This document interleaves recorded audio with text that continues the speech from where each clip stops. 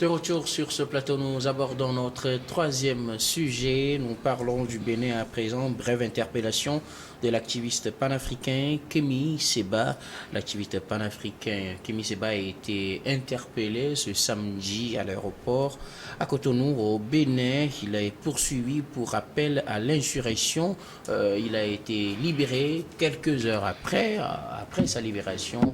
Il a fait des publications sur les réseaux sociaux, incriminant peut-être la France qui aurait donné des consignes au gouvernement du président Patrice Talon pour l'arrêter, mais qui se serait rendu compte qu'on n'arrête pas tout le monde et qui finalement l'aurait libéré. Quoi qu'il en soit, Kémi Séba, quelques heures après son interpellation, a été libéré. Nous en parlons avec vous. Qu'est-ce qui pourrait, selon vous, pourrait justifier cette brève interpellation puis sa libération? Mais on sait que le monsieur est poursuivi, en tout cas selon ce qui est dit, après par son avocat, il est poursuivi pour appel à l'insurrection. Oui.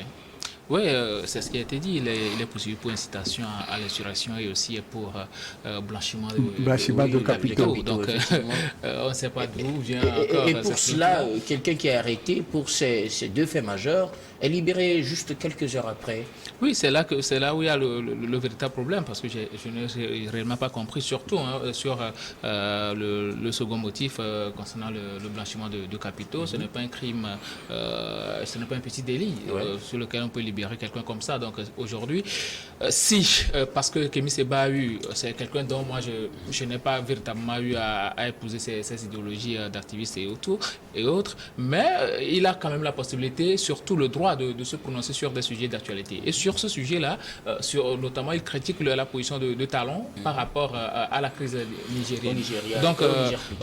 Donc pour moi, c'est tout à fait normal que l'activiste Kémi Séba réagisse et fasse connaître ses idéologies par rapport à cette situation-là. Donc peut-être que Talon et ses hommes n'ont pas véritablement apprécié la prise de position de Séba et surtout sa manière de parler avec véhémence au gouvernement béninois, donc raison pour laquelle on l'a interpellé. Sinon, je ne pense pas... Permettez, avant de continuer, si tant est qu'on voulait l'interpeller, que dites-vous alors des conditions de cette interpellation? Parce que selon les récits qu'il aurait fait, en tout cas, les conditions n'étaient pas des plus conventionnelles. Quelqu'un sur qui on tombe, qu'on invite à entrer dans un poste, peut-être il pensait que c'était pour un entretien ou pour quelque chose, et puis finalement, on lui demande d'apporter son téléphone, d'apporter de faire ci, et puis on se rend compte finalement qu'on est en état d'arrestation, et c'est comme ça qu'on interpelle finalement. Ouais, Guillaume, tu sais, c'est pas nouveau.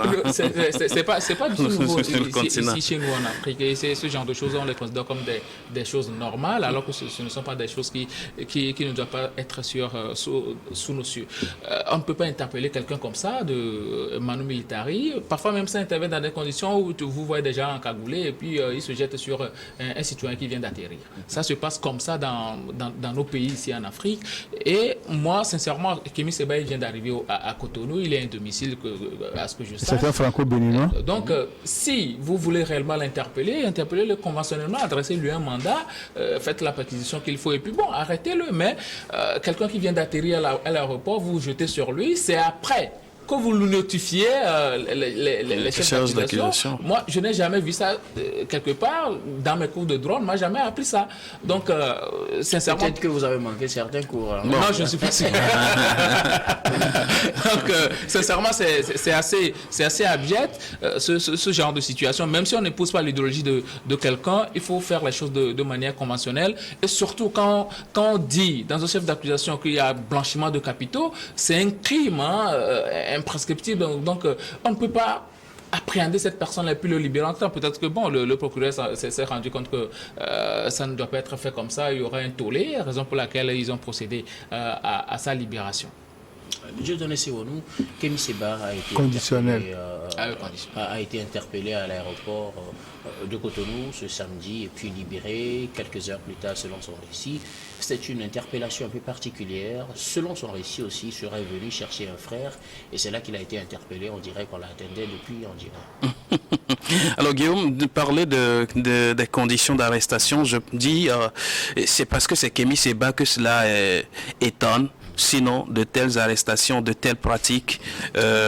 Voilà, on est habitué, surtout dans des pays africains. Malheureusement, peut-être, c'est aussi un revers de la démocratie qu'on ne nous a pas enseigné à l'école. Si c'est ça la réelle démocratie que les États africains essaient d'exploiter de cette manière, je ne saurais le dire pour l'instant. Dans ces arrestations, il y en a toujours, mais tout dépend du profil de celui qui est arrêté. Mais je ne pense pas que ce soit la bonne pratique et de ces théâtres-là que nous offrons tout le temps au monde. Ceux qui nous parlent de la démocratie, je pense, ils ne fonctionnent pas comme ça. Je ne sais pas comment nous, on va continuer par offrir ce spectacle au monde entier. En tant qu'Africains, entre nous, on se prend comme des bêtes qui se tombent dessus. On te tire tout de suite. Il y en a même qui on a appris en étant dans leur petit caleçon. On les a pris comme ça, on les a balancés. Ils sont partis. Et devant même leurs femmes, devant leurs enfants, on les a pris dans des conditions rocambolesques, très musclées. Et puis, voilà, c'est comme un colis vivant qu'on jette dans la voiture et puis on part avec. Ce n'est pas normal. Mais bon, ça c'est la règle, malheureusement, sur le continent aujourd'hui. Mais je pense qu'il y a certains pays qui font l'effort d'aller véritablement en matière de droit et de la démocratie réelle. Oui, Kémy Séba, au vu de ses positions, aujourd'hui, est devenu très gênant. Entre guillemets, ce n'est pas nouveau ce qu'il dit, ce qu'il rencontre devant les chefs d'État face à la France dont il est originaire d'ailleurs, parce que c'est un franco-béninois, d'accord? Voilà, donc, et qui critique la France sur tous les toits avec des termes pas très souples, mais qu'aujourd'hui, qu'il arrive au Bénin et qu'on essaie de le cueillir et par après le libérer, on ne sait pas ce qu'on a compris. Et finalement, donc tout cela fait comprendre que il y a un système vraiment qui ne travaille pas trop bien sur certains principes avant de le mettre à la place publique, et cela nous offre des spectacles non admissibles malheureusement. Alors qu'est-ce que Kémy Séba aujourd'hui représente comme menace? Il n'y a que ces idéologies. Il n'y a que ces idéologies. Alors quand on parle de blanchiment de capitaux, je ne sais pas ce qui peut qualifier ce qu'on peut appeler par blanchiment de capitaux. Mais ce que je sais, lorsque quelqu'un est accusé de cette, de cette charge, il est très compliqué à ce qu'on le libère aussi simplement, aussi rapidement. Alors, qu'est-ce qu'on a écouté par après? Quelle vérification on a fait par après? Quelle a été la nature de l'audition faite? Et pourquoi est-ce qu'on l'a libéré si tôt? Bon, je ne pense pas qu'il y a eu quand même des choses précises pour nous le dire, mais je rappelle aussi, c'est pas la première fois que Kémy Séba, voilà, est interpellé, hein? Donc, il fait les frais de ses opinions depuis un moment. Aujourd'hui, quand Kémy Séba trouve que l'Afrique doit prendre un autre élan, et il se réjouit aujourd'hui. Oui, d'aucuns disent qu'il est financé par la Russie. En fait, c'est des allégations qui ne sont pas, pour l'instant, peut-être vérifiées. Et ça peut savoir le col blanchiment de capitaux. Voilà, malheureusement.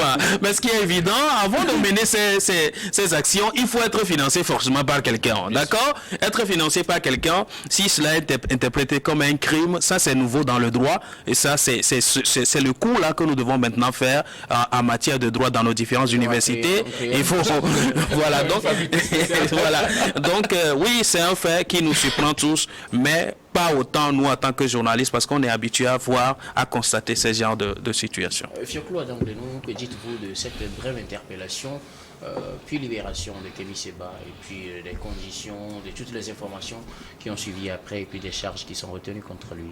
Oui, moi, pour ma part, je peux dire que je ne connais pas exactement les motifs qui ont conduit à cette brève intervention. Chaque pays a ses services de renseignement, et nous ne maîtrisons pas exactement les tenants et aboutissants de cette arrestation.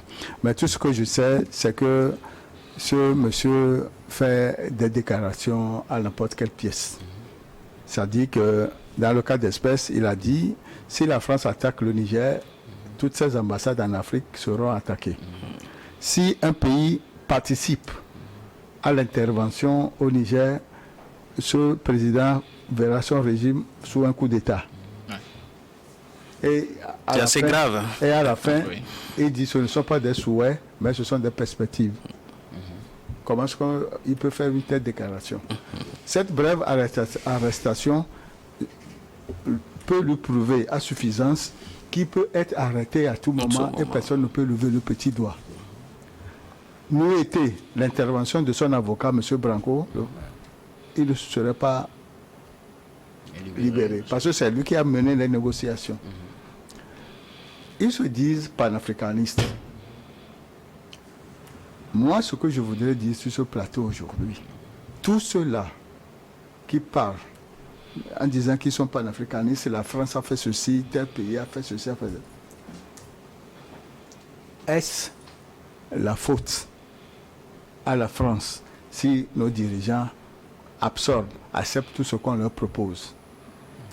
Nous avons eu un conflit en Côte d'Ivoire compte tenu d'un pont. La société française a fait un devis. La société chinoise a fait un devis. Et à partir de ça, il y a eu un conflit qui est né. Les intérêts, on ne refuse pas. C'est pourquoi on dit que les États n'ont pas d'amis et n'ont que des intérêts. Le cas de Sémi, il faut lui, moi je suis sur ce plateau, je lui lance un appel qu'il fasse doucement.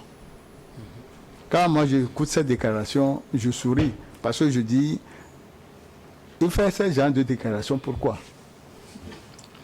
La terre est dure, mais le camion pose ses pieds petit à petit. Qu'est-ce que vous lui reprochez en fait? C'est ses positions ou la manière de les exprimer? La manière de les exprimer. Pour vous, la manière nous quatre qui sommes sur ce plateau, nous avons des choses dans nos têtes. Nous avons des opinions, mais la manière dont on les exprime, c'est pour ne pas offenser personne.